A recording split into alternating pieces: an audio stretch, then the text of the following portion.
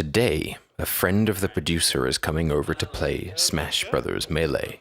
How you doing? Pretty good yourself? Yep. Good. He considers himself to be pretty good, having played the game for several years. What he doesn't know is he's about to play Korean DJ, one of the greatest Melee players of all time.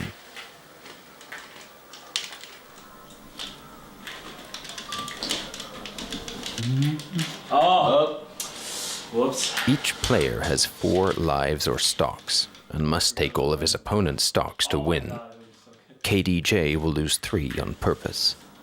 Oh, Fox is so awesome. Oh, Dude, so excited I'm playing this game again. Fox is really good. Now, he will try.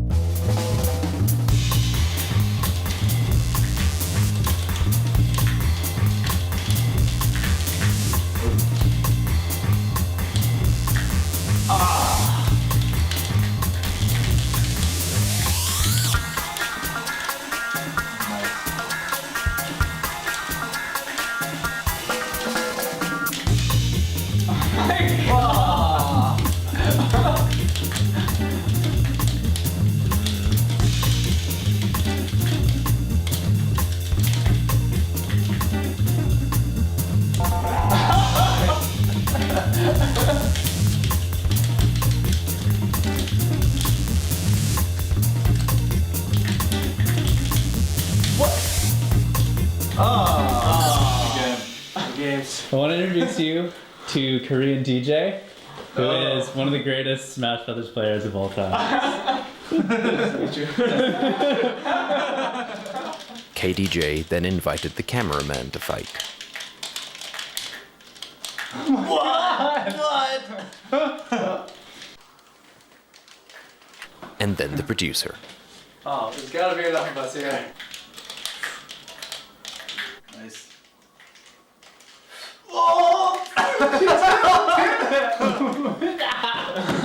my god!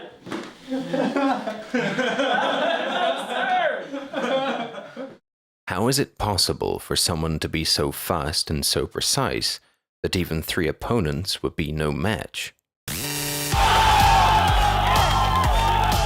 This is about a game that was never designed to be played at a competitive level. And the people who discovered just how far the game could go. Well, I'd never heard your name before, so go suck a dick. Tons of people behind me just screaming. He goes there ready to die. Best feeling ever. But mostly, this is about the 7 greatest players who, in their time, ruled the world. You want me to wrap up Smash, like, as a whole? Yeah. The whole thing? The whole thing. John Salty Snacks presents A Brief History of Smash. It was the turn of the century and everyone was bored. Bored, that is, until Masahiro Sakurai invented a brilliant new way to legally beat your children. Super Smash Bros. Melee for Nintendo GameCube. Since then, everything has been just hunky-dory. When Smash Brothers Melee was released, it was intended to be a party game. Something your family could play together. Something designed for the casual gamer. The game was stocked with Nintendo characters most people would recognize. Donkey Kong, Mario, Bowser, and some few would recognize Captain Falcon, Sheik, Marth, Fox. The game itself was unique in a world of 2D fighters. I liked that it was easy to pick up. Like Street Fighter, you had to know shit combos. This game, you could just play and have fun. There's just a fluidity to it that normal 2D fighters don't have. Not to say 2D fighters are bad or anything, disclaimer. You know, other games, you got the charge moves, quarter circles. Smash, you make up your own combos. It's, you know, it's all about the physics. It's almost like a sandbox fighting game.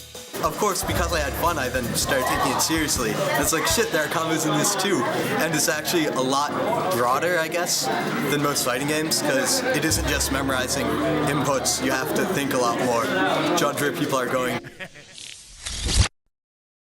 Everybody's like, it's going up. It's supposed to go the other way, and then they die. Yeah, it's confusing. Oh, yeah, the percentage. It's not at all like any other fighting game. When you get hit, or when things hit you, or like when you fall or whatever, your percentage goes up. And that means that the next time someone hits you, you'll go a little bit farther. And then when you go far enough that you leave the box that is the stage, because every stage is really a box, then you die. There's a lot of strategy in just making sure people don't come back onto the stage once you knock them off.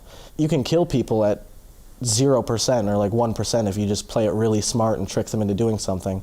Whereas other fighting games, you can't really have that small tactical advantage. Like, you have to kind of chip away at them constantly. Out of 649 GameCube games, Melee was by a wide margin the most popular.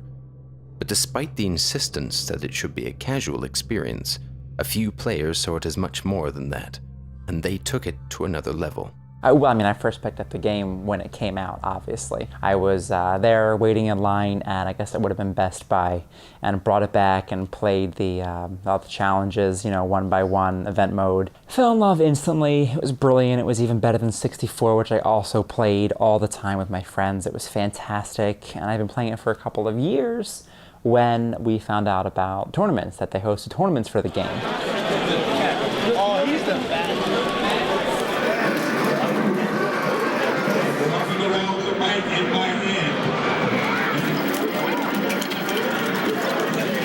I thought it was just it was a one-time thing. It was for fun. It was silly, and we went to Live or Die. It was our first tournament. It was a crap show. Honestly, it was crowded and it was smelly, and I did really, really, really poorly, and it was frustrating.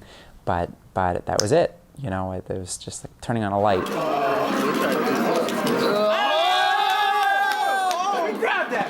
We were trash, just trash compared to these people. And that was very exciting for us. Once I realized where I was on the spectrum of this game, how far down I was, that the training started right away. Welcome to Smash Brothers Training. Today you will learn the first advanced technique ever discovered. Wave dashing. Wave dashing. What the hell is a wave dash? Wave dashing. This is Samus.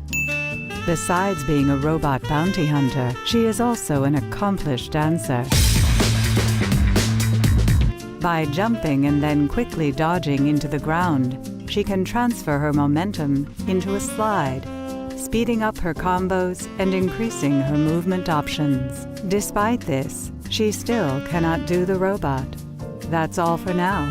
See you next time. Players learned how to use wave dashing and other advanced techniques to speed up the game to the point where it basically got ridiculous. Most people figure that we put in about 6 or 7 inputs per second, which is roughly about the same as professional StarCraft. It kind of broke the boundaries that people expected to see in Smash. There aren't set combos, there aren't a list that somebody somewhere decided what you can do. You can do whatever you want to with your character. You compare it to sports, you compare it to basketball or football, where a person is in control of every movement of their body. And while the video game is just a series of zeros and ones, everybody looks different. I can watch a video of a Marth, I can tell you whether it's Ken or Neo or Azim. You can see the style in a person's character, and that to me is incredible. You know, I've ran tournaments for MLG, I've ran Men Challenge, I've ran Tekken, I've ran Halo, I've ran Gears of War, Rainbow Six, Shadowrun, Smash Brothers Melee, Smash Brothers Brawl, so I've ran and been around a lot of high caliber games, and I've seen them all, and I think Melee is one of the deepest and most intricate games you can ever play competitively, which is crazy for a game made by Nintendo that wasn't supposed to be competitive with cartoon characters, but it just kind of was like a beautiful accident. Although Melee has advanced considerably, for the first few years there were no guidelines. The first to uncover and master these techniques would instantly become the most dangerous player.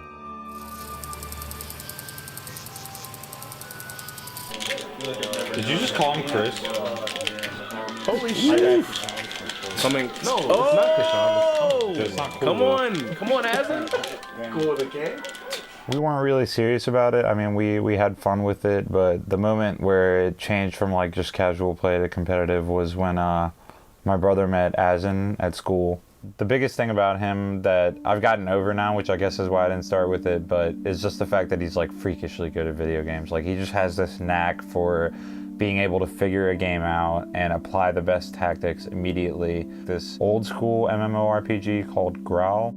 He was like top 2 ranked, he said, in the PvP servers of that worldwide Pokemon Puzzle League. Top scores in almost every mode. It was also just different genres. I mean, you got an MMO, you got a fighting game, and then you got a puzzle game, like, and he's just nailing like all 3 genres.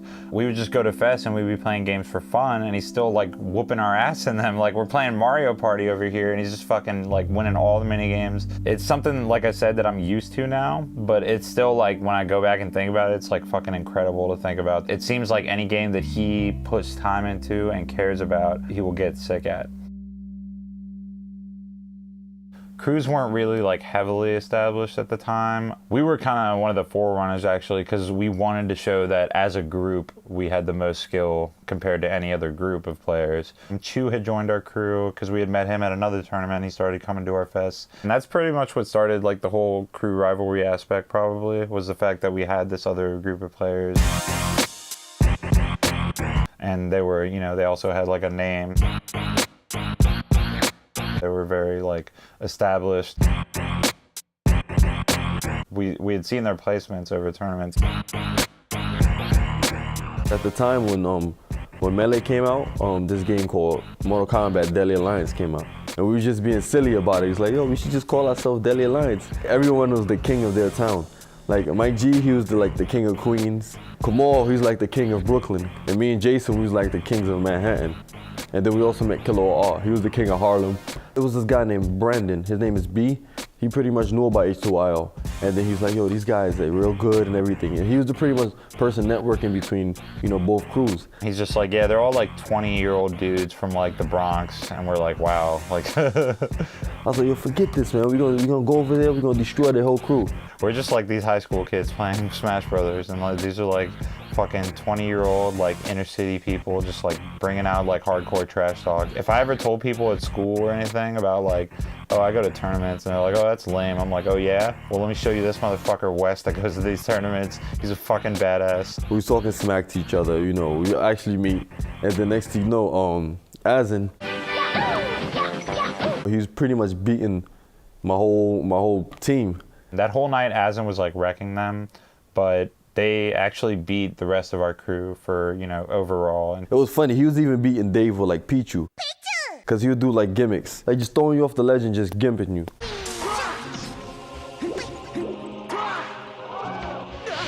He'd just do stuff like that to Dave, and Dave was like, oh, Azen's too good, I can't beat him, because that's how Dave is. Like, once a player is good and starts beating him, he starts like sucking their balls or whatever you want to call it. And the thing that Azen had over us at the time is because he knew about L canceling before us. So he was able to do moves like, you know, L cancel his moves to stop the delay on moves before us. With his smart play and technical mastery, Azen had emerged as the best player on the East Coast. But across the country, a battle was brewing for best in the Golden State. Tournament Go was one of the very first tournament series. It was really the first kind of national tournament series we ever had in our community. It was Matt Deasy who would just throw tournaments in his house, and you know, it'd be some setups on the middle floor, some setups on the bottom floor, and everyone would sleep there. Like, this guy would just house anyone that would fly in from anywhere or drive in from anywhere. He would give you a place to stay. They'd set up tents outside in his backyard, and it was like, I don't know, like Woodstock of gaming or something, where like all these people would show up and he'd be super friendly and open his house to them and house them for a weekend just to throw Smash tournaments. Vociferous, you know, was a guy who played Sheik back then and was just the strongest player. Like, he had won Tournament Go. It was the first couple of them. By default, he was, you know, considered the best player in the nation. I think we kind of had, not an arrogant community, but like we definitely knew we were really good at what we did. And the first story about Ken is like, you know, this guy like randomly posts that he won a GameStop tournament or some random tournament and he can't be beat in this game. And the thing about that, saying that, is everyone says that. Like, they beat their friends and they're unbelievable at this game and they will never lose. And I've seen it at so many tournaments, and these guys just get absolutely like crushed. Like, torn apart, like leave it with like, you know, a tail between the legs. Like it was the same thing for Ken. Like some guy that wasn't part of our community was like, I'm really good at this game. There's no way you'll beat me. I was just a small fish in a pond. I didn't know anything about the ocean yet. So Matt Deasy, you know, he saw that post and he actually contacted my brother on AM afterwards and wanted to do a money match. They thought it was going to be easy money, so $25 became $50, $50 became $100, and then eventually it became the $200 money match off the bat. To tell you the honest truth, I didn't even have the money at the time, and I still money matched him. He actually drove down like 6-7 hours, NorCal to SoCal. I played Vociferous first. He was like doing all these advanced techniques like wave dash, catching items on air. I was like, how did you do that? I just had to rely on my instincts to take me through. I ended up beating Vociferous. Matt Deasy and Vociferous' face it was priceless. It was a funny thing because Matt Deasy's like, oh, okay, I guess I'm next. Matt Deasy would pick Corneria and then run to the one side of the ship and just constantly spam lasers at me, and I couldn't hit him. Every single time I'd approach him, he'd run to the other side and shoot more lasers at me. I realized like I had to adapt to that. So I found out that once I grabbed Matt Deasy, he wasn't able to run. So once I grabbed him, I was able to hit him. I asked him, I beat you guys. Aren't you guys the best? I beat you guys. Does it not make me the best now? And Matt Deasy said, no. Just because you beat us in a money match doesn't make you the best. You have to win TG4. I host TG4, you have to win that. That's what makes you the best. So I was like, oh, okay, I guess I'll have to go to TG4 and win that. I don't know about underground tournaments. You know, I thought it was going to be like EVO where they hosted it like, you know, at an auditorium or something where there's like stages and whatnot. But it was hosted at Matt Deasy's house. Like I saw these smashers. He was housing like most of them. So they were like, I saw him sleep on the ground. And I was like walking in there. I'm like trying to avoid smashers. They've heard of me. Like Matt Deasy and Vociferous were telling people about me, like how I was. So they wanted to see it. I tore through the whole entire tournament.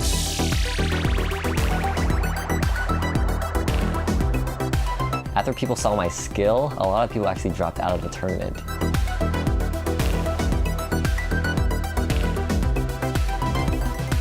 The hype was like almost gone. It was like the last match of the day. It was me versus Vociferous.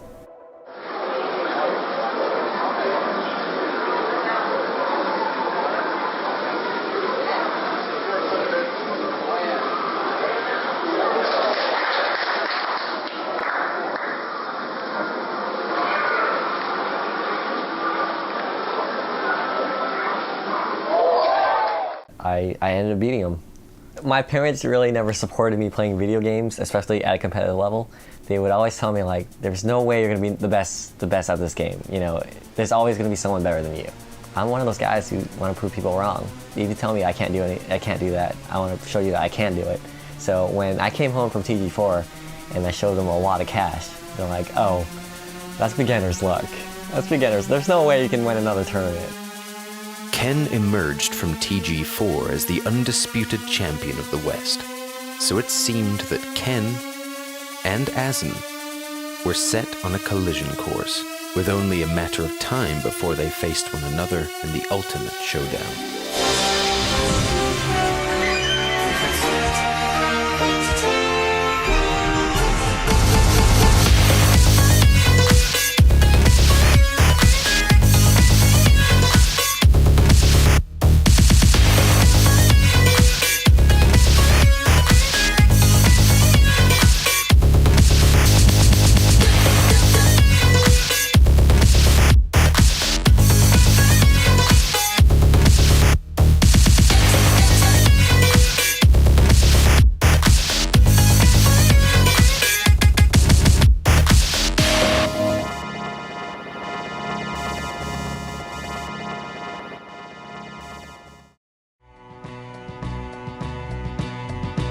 What's a John? Today's winner is Dr. Peepee. Come on. It was very ugly, but he won, and he won a lot. Ridiculous things would constantly happen. You can watch it and just see the level of like mind games going on. We owned it.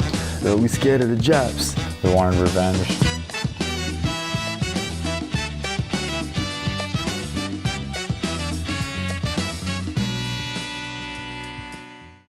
I figured I'm definitely not playing a novice right here. I've been playing for 10 years and I still can't nail that. Famous triangle wave dash.